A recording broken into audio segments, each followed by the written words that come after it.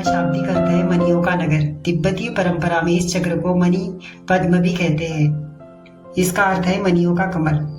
चक्र संस्थान में इसका अपना विशेष स्थान है। यह सक्रियता, शक्ति, इच्छा तथा उपलब्धियों का केंद्र है। योगियों ने इसकी तुलना सूर्य के तेज एवं ऊष्मा से भी की है। इनका मानना है कि जिस प्रकार सूर्य के अभाव में विश्व में जीवन का अस्तित्व संभव नहीं है, ठीक उसी तरह मणिपुर चक्र भी विभिन्न अवयव, संस्थानों तथा जीवन की प्रक्रियाओं को नियमित करता है। इतना ही नहीं, यह संपूर्ण शरीर प्राण ऊर्जा के प्रवाह का दायित्व वहन करता है। इस चक्र का जितना महत्व स्थूल जीवन के क्रियाकलापों के लिए है, उससे कहीं अधिक महत्व इसका सूक्ष्म चेतना के लिए भी है। भौतिक जगत एवं भाव जगत के बाद तीसरा जगत है सूक्ष्म जगत, जिससे संबंधित शरीर को योग शास्त्र में सूक्ष्म शरीर कहा गया है। इस शरीर का बीज स्थान यही मणिपुर चक्र है। सूक्ष्म तल पर इसकी दो संभावनाएं हैं। प्रथम है संदेह और विचार, दूसरी है श्रद्धा और विवेक। पहली संभावना प्रकृति ने सभी को स्वाभाविक रूप से दी है, दूसरी मणिपुर चक्र की साधना का परिणाम है, जिसके फलस्वरूप संदेह का रूपांतरण श्रद्धा में होता है और विचार विवेक में रूपांतरित हो जाता है। मणिपुर चक्र की निष्क्रिय व निस्तेज अवस्था में संदेह एवं शंका का व्यक्ति का स्वभाव बन जाता है। ऐसा व्यक्ति व्याधियों एवं अवसाद से ग्रस्त हो जाता है। उसमें प्रेरणा की कमी एवं अपने उत्तरदायित्व के प्रति लापरवाही देखने को मिलती है। इसलिए मणिपुर चक्र की साधना योग साधकों के लिए तो महत्वपूर्ण एवं आवश्यक है, साथ ही यह उनके लिए भी उपयोगी है जो जीवन के संपूर्ण आनंद की अनुभूति के लिए उत्सुक है। यह चक्र नाभि के ठीक पीछे रीढ़ की हड्डी में स्थित है। अपनी इसी शारीरिक स्थिति के कारण इसे नाभि चक्र भी कहा जाता है। शरीर क्रिया विज्ञान के अनुसार इस चक्र का संबंध और जालिका से है, जो पाचन क्रिया तथा शारीरिक ताप को नियंत्रित करती है। योग साधना की बौद्ध परंपरा में इस चक्र को समूची साधना का आधार माना गया है। बौद्ध साधकों में प्रचलित महामंत्र ओम मणि पद्मे हूं प्रकारांतर से इस चक्र के जागरण की ही साधना है।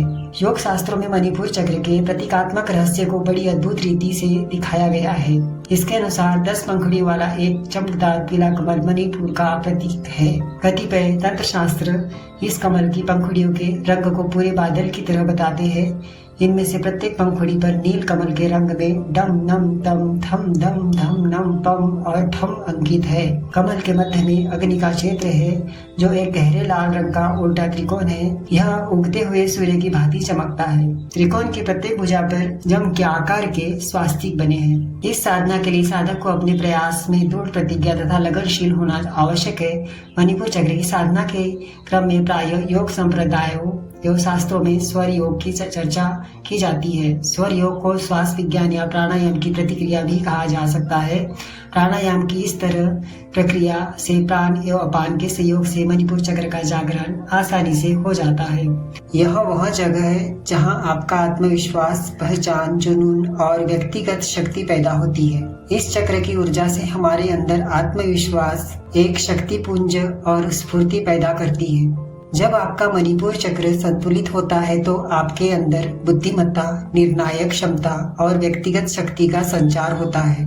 अक्सर इसे व्यक्तिगत शक्ति चक्र या योद्धा चक्र भी कहा जाता है, क्योंकि जो भावना उत्पन्न होती है वह युद्ध में जाने वाले एक बुद्धिमान योद्धा के समान है। इसके विपरीत जब सौर जाल चक्र असंतुलित होता है तो हम आत्मविश्वास में कमी महसूस कर सकते हैं, भ्रमित हो सकते हैं और इस बारे में सोचकर चिंतित होते हैं कि दूसरे हमारे बारे में क्या सोचते हैं। इसके अलावा इस चक्र का संतुलन बिगड़ने पर यह पाचन में खराबी, परिसंचारी रोग, मधुमेह और रक्तचाप में उतार चढ़ाव से संबंधित शारीरिक समस्याओं को भी जन्म दे सकता है।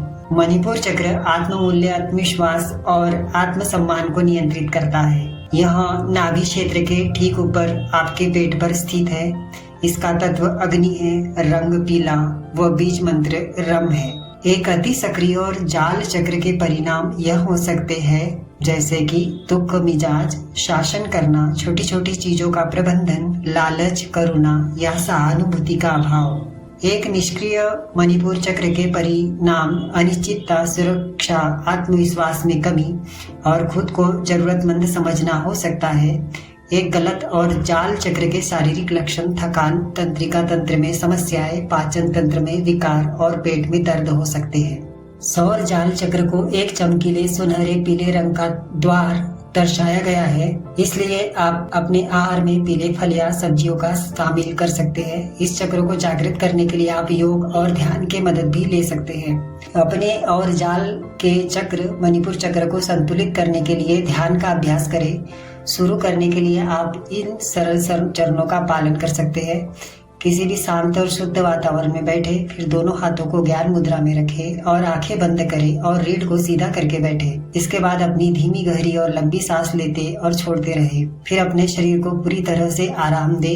इसके बाद मणिपुर चक्र के स्थान पर ध्यान केंद्रित करें। पीले रंग के प्रकाश की कल्पना करें। इस पीले रंग की चमक को धीरे धीरे महसूस करें, जिससे आपको स्पष्टता, आत्मविश्वास, आनंद, आत्म भरोसा, ज्ञान, बुद्धि और सही निर्णय लेने की क्षमता का एहसास होगा। तत्पश्चात 3 से 5 मिनट के लिए इस उत्तेजना में ध्यान केंद्रित करें और फिर आराम करें। सप्त चक्र के तीसरे ऊर्जा चक्र और जाल चक्र को जागृत करने और संतुलित करने में योगासन का काफी महत्व है।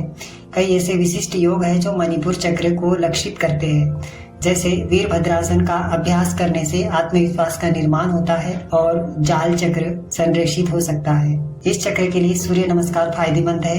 यहाँ शरीर को फुर्तीला और ऊर्जा से भरपूर बना देता है। पेट की मांसपेशियों को मजबूत करने, पाचन को संतुलित करने और व्यक्तिगत सशक्तिकरण की भावना लाने के लिए नाव मुद्रा या नवासन एक और शानदार आसन है जो तीसरे चक्र से संबंधित है। अंत में सौर जाल चक्र की ऊर्जा को संरक्षित करने के लिए कई बार इस चक्र के दृढ़ वचन को सकारात्मक ऊर्जा के लिए दोहरा सकते हैं। या किसी भी समय आपको लगता है कि आपका चक्र अवरुद्ध हो रहा है, तो आप दिन के शुरू होने से पहले या ध्यान करने के पहले या बाद में इनमें से एक या एक से अधिक को दोहरा सकते हैं।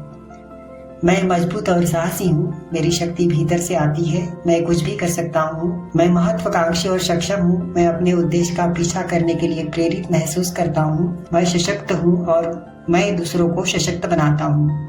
मैं अपने लिए खड़ा हूँ।